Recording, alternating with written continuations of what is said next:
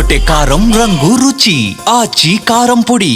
మావోయిస్టుల ఏరివేతే లక్ష్యంగా కేంద్ర ప్రభుత్వం చేపడుతున్న ఆపరేషన్ ఖగార్ ఫైనల్ స్టేజ్ కు చేరింది. మావోయిస్టులపై చివరి యుద్ధానికి కౌంట్ డౌన్ ప్రారంభమైంది. కాగా దండకారణ్యంలో ఇంకా 100 మందికి పైగా మావోయిస్టులు ఉన్నట్లుగా సమాచారం అందింది. వారిలో అత్యంత కీలకమైన నాయకుడిగా పశ్చిమ బస్తర్ డివిజన్ కార్యదర్శి పాపారావు ఉన్నారు. ఆయనపై 50 లక్షల రూపాయల రివార్డు ఉంది. ప్రస్తుతం ఆయన లక్ష్యంగా బలగాలు దండకారణ్యంలో వేట చేపట్టాయి. కాగా పాపారావు లొంగిపోవడానికి నెల 31 వరకు టైం ఇచ్చాయి భద్రతా బలగాలు. ఈలోగా లొంగిపోకపోతే కష్టమే అంటున్నాయి భద్రతా బలగాలు. బలగాలు నిర్దేశించిన గడువు మరో 16 రోజుల్లోనే ముగుస్తుంది. Maoist party chief Devji Mallarajireddy alias Sangram Ganapathi లొంగుబాటు లేదా ఎన్కౌంటర్తో బస్తర్ను నక్సల్స్ రహితంగా ప్రకటించేందుకు భద్రతా బలగాలు సన్నాహాలు చేస్తున్నాయి.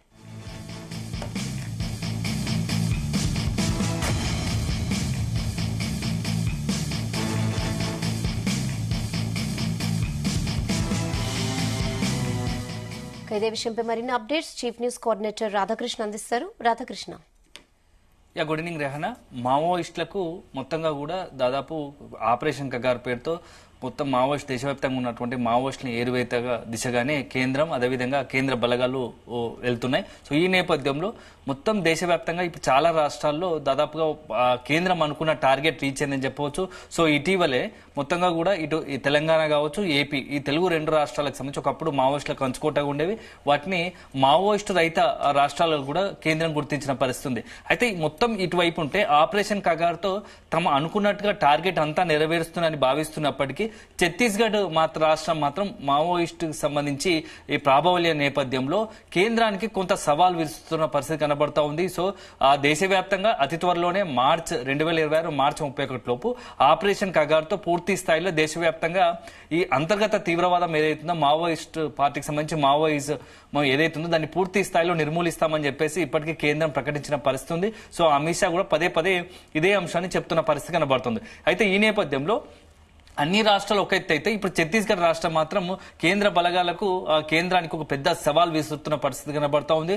సో మొత్తంగా దేశవ్యాప్తంలో ఇప్పటి వరకు చూస్తూ ఉంటే ఛత్తీస్గఢ్ అనేది మావోయిస్టులకు కొంత కంచుకోటగా మారింది. అక్కడ ఉన్నటువంటి సుక్మా కావచ్చు, బస్తర్ లాంటి జిల్లాలు మొత్తంగా కూడా మావోయిస్టులకు సంబంధించి అత్యంత దుర్భేద్యమైన ప్రాంతాలు ఉన్నాయి. సో ఇటీవల కాలంలో అలాంటి దుర్భేద్యమైన ప్రాంతాల్లో కూడా మావోయిస్టులకు పెట్టని కోట వంటి ప్రాంతాలైనటువంటి ఆ జిల్లాలో వంటి అడవుల్లో కూడా కేంద్ర బలగాలు చొచ్చుకొని వెళ్లి మొత్తంగా కూడా కీలకమైనటువంటి మావోయిస్ట్ నాయకులను తుదుముట్టించిన పరిస్థితి కనబడుతోంది. అదే సందర్భంలో పలువురిని ఛత్తీస్గఢ్ రాష్ట్రానికి సంబంధించినటువంటి కీలకమైనటువంటి నేతలను కూడా అదుపులు తీసుకున్న పరిస్థితి కనబడుతుంది. అయితే ఇప్పుడు ఇలా ఉంటే అందులో ఇప్పుడు మా కేంద్ర బలగాలకు కావచ్చు, కేంద్రానికి కావచ్చు చాలా ఒక సవాలు విస్తున్న వ్యక్తి కనబడతానో అతనే పాపారావు. సో మొత్తంగా కూడా ఏదైతే దండకారణ్య జోనల్ కమిటీ మెంబర్ గా ఉన్నటువంటి పాపారావు, అతని పైన 50 లక్షల రివార్డు ఉంది. సో చాలా మావోయిస్టు ప్రాంతానికి సంబంధించి ఇప్పటి వరకు దాదాపుగా ఒక 80% సంబంధించి మావోయిస్టు పార్టీని నిర్మూలించగలిగా మీద కీలక వ్యక్తులను కొంతమంది ఎన్కౌంటర్లో చనిపోతే మరికొందరు కీలకమైన వ్యక్తులు అంతా కూడా సరెండర్ అయిన పరిస్థితి కనబడుతుంది. అయినప్పటికీ మరికొన్ని బలగాలను ఈ పాపారావు లీడ్ చేస్తున్నాడు. ఎందుకంటే పశ్చిమ బస్తర్ డివిజన్ కార్యదర్శిగా ఉన్నటువంటి ప్రస్తుతానికి ఉన్నటువంటి పాపారావు కొన్ని బలగాలను కొంత దళాలను మెయింటైన్ చేస్తున్నాడు. సో ఇప్పటికి కూడా కొంత యాక్టివ్ గా ఉన్నాడు. గతంలో జరిగినటువంటి అనేకమైనటువంటి కీలక దాడుల్లో ఎట్లా హిడ్మా అదేవిధంగా బర్సేదేవ లాంటి ఆ కీలకమైన వ్యక్తులు నిర్వహించిన దాడిలో ఆ ఆపరేషన్ లో ఈ యొక్క పాపారావు చాలా అత్యంత కీలక పాత్ర పోషించాడు. సో ఇప్పుడు ఈ పాపారావు పోలీసులకు అదేవిధంగా కేంద్ర బలగాలకు సవాల్ విసురుతున్నాడు. ఎందుకంటే పాపారావును గనక పట్టుకుంటే లేకుంటే పాపారావును గనక ఒకవైపు ఎన్కౌంటర్లో హతమారిస్తే పూర్తి స్థాయిలో ఒక ఛత్తీస్గఢ్ రాష్ట్రాన్ని కూడా మావోయిస్టు రహిత రాష్ట్రంగా ప్రకటించే అవకాశం కనబడుతోంది. ఎందుకంటే దాదాపుగా కేంద్రం అనుకున్న టార్గెట్ ప్రకారం రీచ్ అవడానికి ముందుగానే అంటే ఈ నెల 31 లోపే మావోయిస్టులకు సంబంధించి ఇంకా ఎవరైనా ఉంటే వాళ్ళు లొంగిపోవాలి, లేదంటే ఆటోమేటిక్ గా కేంద్ర బలగాల తూటాలకు బలి కావాల్సిందని చెప్పేసి ఇప్పటికే వార్నింగ్ ఇస్తున్న పరిస్థితి కనబడుతోంది. సో ఇప్పుడున్న వాటిలో దాదాపుగా 41 మంది కేంద్ర కమిటీ సభ్యులు ఉంటే అందులో ఆల్మోస్ట్ అందరూ కూడా ఆపరేషన్ ఖగార్లోనే 11 మంది చనిపోయారు. అత్యంత కీలకమైన వ్యక్తులు 3 ఉన్నారు. అందులో ఒకరు తిప్పటి తిరుపతి అలియాస్ దేవ్జీ కాగా, మరొకరు ముప్పాల్ లక్ష్మణరావు అలియాస్ గణపతి, మరొకరు మిశ్రీ దేశ్రా, ఇతను జార్ఖండ్ వాసి భాస్కర్. వీళ్ళు 3 కూడా చాలా అత్యంత కీలకంగా ఉన్నారు. వీళ్ళంతా కూడా సైడ్ లైన్ అయిపోయినారా, లొంగిపోవడానికి సిద్ధపడుతున్నట్టుగా తెలుస్తోంది. ఎందుకంటే ఇప్పటికే ఆయా రాష్ట్రాలకు సంబంధించి తమకు సంబంధించిన వ్యక్తులతో కొంత సంప్రదింపులు జరుపుతున్నట్టుగా తెలుస్తోంది. ప్రస్తుతం మారిన పరిస్థితుల కారణంగా ఇంకా మనము ఈ కేంద్ర కమిటీలో కీలకంగా ఉన్నట్టు ఈ ముగ్గురు వ్యక్తులు కూడా మావోయిస్టుగా పార్టీగా అరణ్యంలో ఉంటూ ఆయుధాలు పట్టి తిరగడం కరెక్ట్ కాదు. దీనివల్ల అల్టిమేట్ గా ఇటు కేంద్ర బలగాలకు సంబంధించి ఆపరేషన్ కేంద్రం నిర్వహిస్తున్నటువంటి ఆపరేషన్ కగార్ తూటాలకు బలవడం, మనతో పాటుగా మనకు ఎవరైతే సెంట్రల్ గా విధులుగా నిర్వహిస్తున్నారో దళాలే తుడిచిపెట్టుకుపోయే పరిస్థితి కనబడుతోంది. సో అమాయకులైనటువంటి మావోయిస్టు పేరుతో అమాయకులైన ప్రాణాలు పోయే అవకాశం ఉంటుంది. కాబట్టి ఇక దీనికి ఈ మొత్తంగా కూడా ఏదైతే ఉందో ఈ ఆయుధ పోరాటానికి స్వస్తి పలకాలి అని చెప్పేసి ఒక ఆలోచనలో ఈ యొక్క కీలకమైన కేంద్ర కమిటీ సభ్యులు ఉన్నట్టుగా తెలుస్తోంది. సో వీళ్ళు మొత్తంగా కూడా దశాబ్దాల కాలంగా దాదాపుగా 4-5 దశాబ్దాలుగా మావోయిస్టు పార్టీని ముందుకు నిర్వహిస్తున్న పరిస్థితి, ముందుకు నడిపిస్తున్న పరిస్థితి. సో ఇప్పుడు వీళ్ళంతా కూడా తుది దశకు చేరిన నేపథ్యంలో ఒకవైపు కేంద్రం హెచ్చరికలు ఆపరేషన్ కగార్ కంటిన్యూ అవుతున్న నేపథ్యంలో ఇప్పటికే కీలకంగా ఉన్నటువంటి కేంద్ర కమిటీ సభ్యులుగా ఉన్నటువంటి కొందరు కడారి సత్యనారాయణ రెడ్డి కావచ్చు, కట్టా రామచంద్రారెడ్డి కావచ్చు, గణేష్ కావచ్చు, నంబాల కేశవరావు, చలపతి వీళ్ళంతా కూడా కేంద్రం గత 5-6 నెలల కాలంలో లాస్ట్ 2025 అక్టోబర్ నుంచి ఇప్పటివరకు జరిగిన ఎన్కౌంటర్ లో కేంద్ర కమిటీ సభ్యులు కీలకంగా అత్యంత కీలకంగా ఉన్న వ్యక్తులు వీళ్ళు చనిపోయిన పరిస్థితి ఎన్కౌంటర్ లో. ఇక మరికొందరు చూస్తూ ఉంటే మల్లోజుల కోటేశ్వరరావు కావచ్చు, అదేవిధంగా తక్కలపల్లి వాసుదేవరావు ఇద్దరు కేంద్ర కమిటీ సభ్యులు ఉంటే వాళ్ళు రీసెంట్ గా లొంగిపోయిన పరిస్థితి కనబడుతోంది. సో ఇక హిట్మా కూడా ఎన్కౌంటర్ లో మరణించారు. రీసెంట్ గా వెరీ రీసెంట్ ఏంటంటే బార్సదేవ కూడా లొంగిపోయిన పరిస్థితి కనబడుతోంది. సో ఒక టాప్ లీడర్లు అంతా కూడా మావోయిస్ట్ పార్టీకి సంబంధించి అత్యంత క్రియాశీలకంగా వ్యవహరించిన నాయకత్వం అంతా కూడా లొంగిపాటు గురైంది. ఒక 3-4 మాత్రం ఇంకా తలదాచుకుని అడవులో ఉంటున్నారు. సో వీళ్ళలో ముగ్గురు మెజార్టీ దాదాపుగా కీలకంగా మనం చెప్పుకున్నటువంటి నేతలు ఎవరైతున్నారో దేవ్జీ కావచ్చు, గణపతి కావచ్చు, అదేవిధంగా భాస్కర్, ఏదే మిశ్రిత్ బెస్టా. సో వీళ్ళంతా కూడా ఇక నెక్స్ట్ లొంగిపోవడానికే సిద్ధంగా ఉన్నట్టుగా తెలుస్తా ఉంది. అది వీళ్ళు ఇట్లా ఉంటే మరోవైపు ఈ పాపారావు మాత్రం కొంత సవాలు విసురుతున్న పరిస్థితి కనబడుతోంది. ఇప్పటికీ తాము మావోయిస్ట్ సిద్ధాంతాన్ని ముందుకు నడిపిస్తాం, ఒకవైపు ఎన్ని దాడులు ఉన్నా కొనసాగుతున్నప్పటికీ కేంద్ర బలగాల దాడులు ఆపరేషన్ కగార్ కొనసాగుతున్నప్పటికీ తాము ఎట్టి పరిస్థితుల్లో వెనక్కి తగ్గేది లేదు, లొంగిపోయేది లేదు అంటూ కూడా కొంత పాపారావు సవాల్ విసురుతున్నట్టుగా తెలుస్తోంది.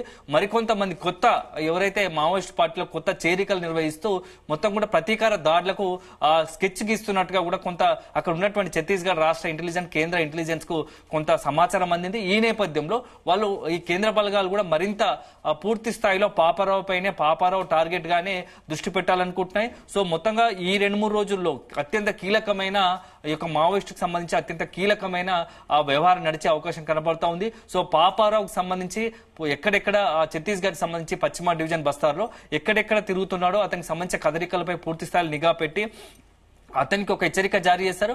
వీలైతే లొంగిపోవాల్సిందే, లేదంటే తూటాలకు బలి కావాల్సిన ఎన్కౌంటర్ కు ఖచ్చితంగా ఎన్కౌంటర్ లో చనిపోవాల్సిన పరిస్థితి ఉంటుంది, హతం కావాల్సిన పరిస్థితి ఉంటుంది. కాబట్టి ఏదైనా ఒకటి ఆలోచించుకొని చెప్పేసి ఇప్పటికే ఛత్తీస్గఢ్ అదేవిధంగా కేంద్ర బలగాల నుంచి ఒక మెసేజ్ కూడా పాస్ చేసినట్టుగా తెలుస్తోంది. సో అల్టిమేట్ గా ఈ యొక్క జనవరి 31 లోపు మావోయిస్టులకు సంబంధించి కేంద్రం అనుకుంటున్నట్టుగా ఈ ఆపరేషన్ కగార్ లో 99% కూడా మార్చి వరకు పెట్టుకున్నప్పటికీ జనవరి 31 చివరి గడువు అన్నట్టుగా కూడా కేంద్ర బలగాలు ముందుకు దూసుకెళ్తున్న పరిస్థితి కనబడుతోంది.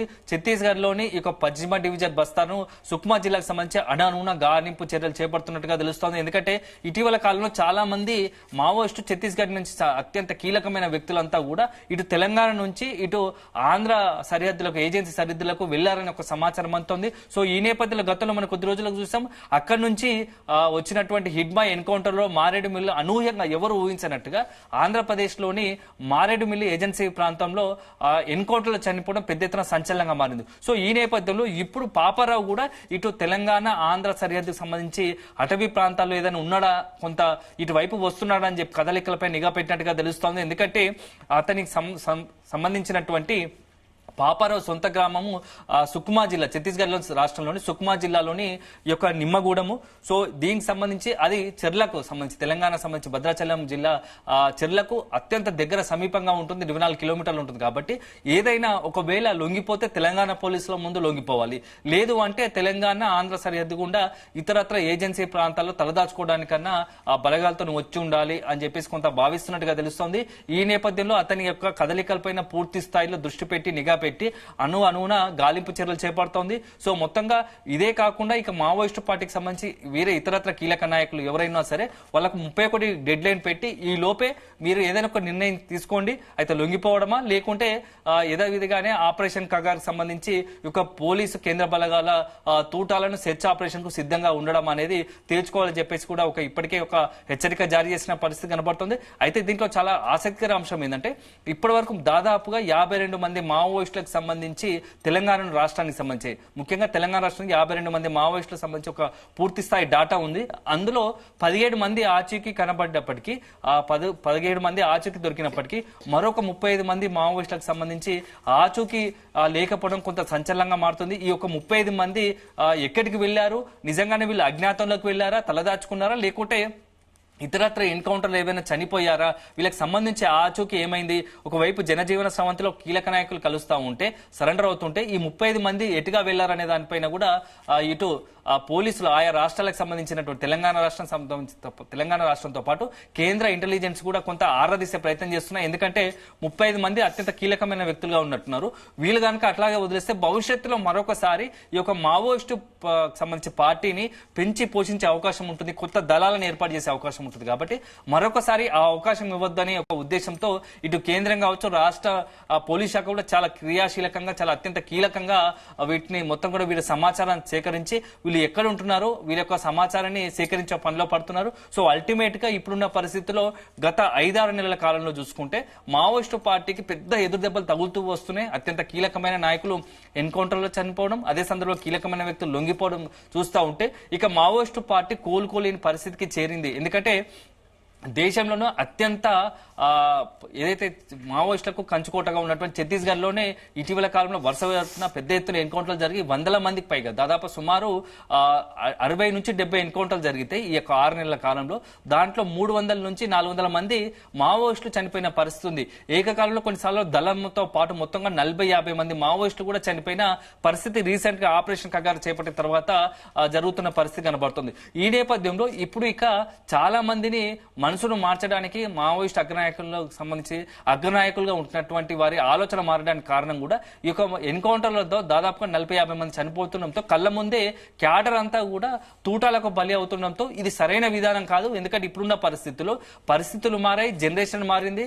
ఇప్పుడున్న పరిస్థితుల్లో మావోయిస్టు పార్టీ సర్వే అవడం కష్టము. సో సిద్ధాంతము మార్చుకోవడం, ఎందుకంటే ఆయుధాలు పట్టి అడవులో ఉండే కన్నా జనజీవన సమితిలో కలిసి మావోయిస్టు సిద్ధాంతం ఒక ప్రత్యేకంగా ఏదైతే ప్రజా సమస్యలను ఎదుర్కోవడానికి దానికి ధీటుగానే ఒక రాజ్యాంగబద్ధంగా ప్రజాస్వామ్యయుతంగా ఒక మావోయిస్టు పార్టీకి సంబంధించి కొత్త సిద్ధాంతంతో జనాల్లో ముందుకు రావాలని ఆలోచన ఉన్నట్టుగా తెలుస్తుంది. దాంట్లో భాగంగానే కీలకంగా ఇటీవల లొంగిపోయిన నేతలు ఎవరైతే ఉన్నారో తక్కలపల్లి వాసుదేవరావు కావచ్చు, మల్లోజుల కోటేశ్వర కావచ్చు, వీళ్ళంతా చెప్తుంది ఏంటంటే త్వరలోనే ఒక రాజకీయ పార్టీని లేకుంటే ఒక వేదికను ఏర్పాటు చేసి ప్రజా సమస్యలపైన జనజీవన సమితిలో ఉండే ఇక మావోయిస్టు సిద్ధాంతాన్ని మావోయిస్టు ఏదైతే ఉందో అడవుల్లో ఉండే కన్నా జనజీవన సమితిలో ఉండే ఒక మావోయిస్టు సిద్ధాంతాన్ని ముందుకు తీసుకెళ్తామని చెప్పేసి చెప్తున్న పరిస్థితి కనబడుతుంది. సో అల్టిమేట్ గా మాత్రం ఎక్కడైనా ఆయుధాలు పట్టుకొని రాజ్యాంగానికి వ్యతిరేకంగా ప్రజాస్వామ్యానికి విరుద్ధంగా అడవుల్లో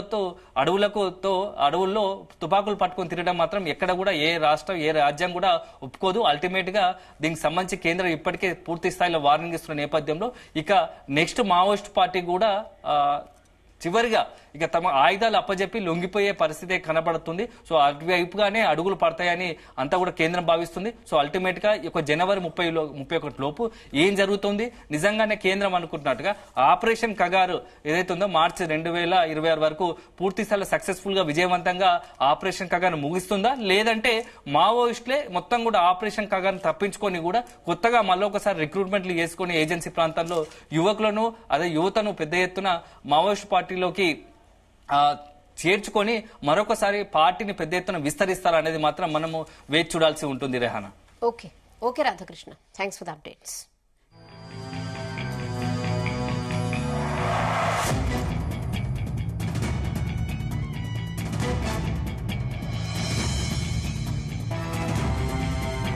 గుమగుమల వంటలే తెరకొట్టే కారం రంగు రుచి ఆచి కారం పొడి.